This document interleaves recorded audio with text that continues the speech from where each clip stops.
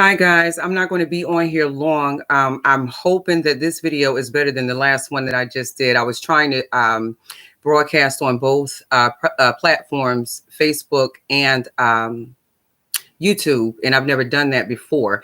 And I just happened to go back and look.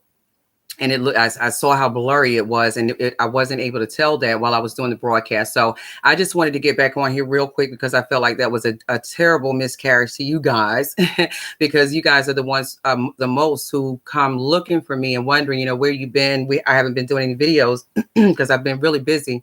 So I just wanted to get back on here really quick. I mean, the message was pretty much clear on the other one, but it did get kind of choppy toward the end.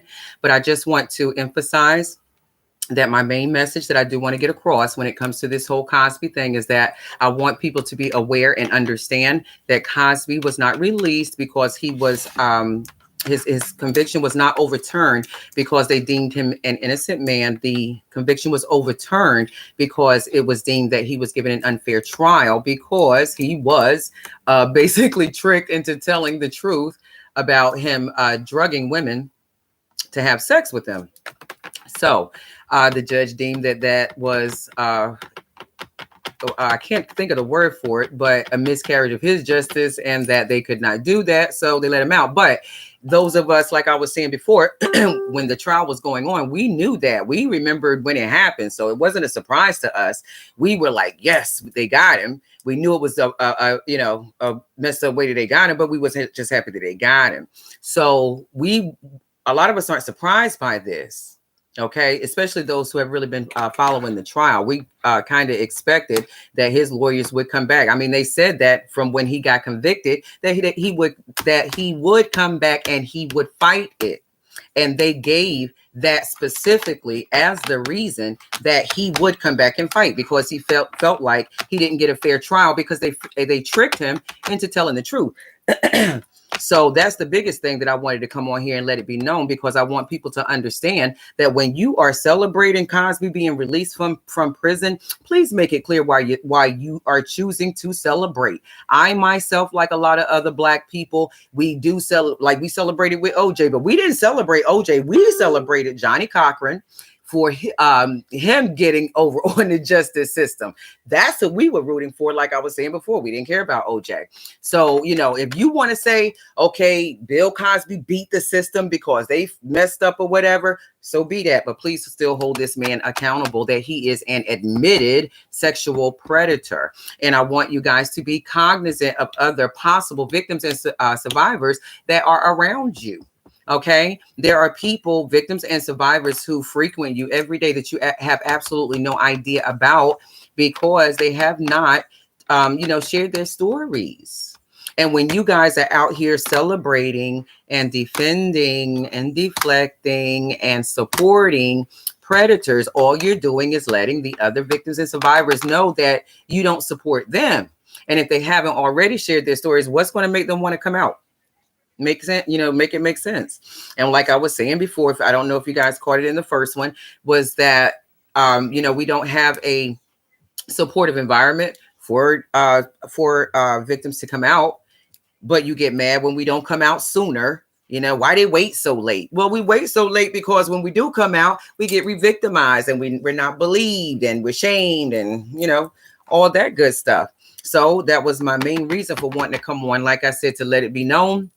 If you are celebrating Cosby right now, please make it known why you're celebrating him. Because if you're just celebrating him because he got out and because you don't feel like he did anything wrong when he admitted, that he was drugging women, because if you do not know, it is inebriated, drunk, or incapacitated, knocked out. Because they cannot give a clear answer of a yes. And if you don't get a clear yes, that is a no. Okay. And I don't want to reiterate everything that I've already said in the first video because it kind of gets redundant and I don't want to keep you guys on long. I just want to make sure that I didn't miss anything because that video got really, really choppy on the end. So, I mean, I really don't have much more than that. I just really think people need to be aware that now what I will say is that I am so proud to see so many people coming out and say, and not just victims and survivors, because that is huge. You know, it's sad enough that even with the R. Kelly, Weinstein, Cosby, all of them, those victims didn't start coming out until they saw other victims. It's about support. So when we have support, you know, within our own, and then we have support outside from the from the community and from society, then more people will be more inclined to want to come out and share their stories. Because understand this, when people are being silent and afraid to share their stories, the only thing that we are doing is helping the predator continue to hurt other people. We're making victims want to remain silent, and when they're remaining silent, that means the predator is able to continue to get away with what they're doing. Come on now, make it make sense. Okay, so whenever you're out here supporting and celebrating the predator, you're no different than the predator themselves. Because look at the environment that you are creating. You're creating a predatory environment. What is a predatory environment? An environment that makes it easy for a predator to thrive. Okay, so when you are celebrating and your memes with the rape jokes and stuff, that's what you are doing. You yourself are helping create a predatory environment for predators to thrive. Okay, you want to celebrate Bill Cosby because he got over on the justice system, so be it. Give him that. Black folks we get enough of miscarriages of justice, fine, but hold him accountable, so that others around you understand why it's important to hold him accountable. Okay, so I got about 10 minutes before I can go get ready for this versus. Like I said, I haven't been on for a while. I do plan to get on. I'm re-editing my books. I'm having things that I'm adding with going through this with this doctorate, because I am still working on that doctorate. That ain't easy. So I am going to come back to you guys. I haven't forgotten about you, but I've been really, really busy and working on some other stuff. So my books is still out there. I have the Mel's Jumpstart to Recovery workbook. And that is the workbook that I use for the Jumpstart Recovery class, where I give you tools and steps and exercises to help you get jump started on your recovery from sexual violation. I also help just with trauma, period. Okay, that book can also be used with trauma, period. And the other book, of course, is my the birth, the birth, the representation, the celebration of me. Yeah, that's what it is.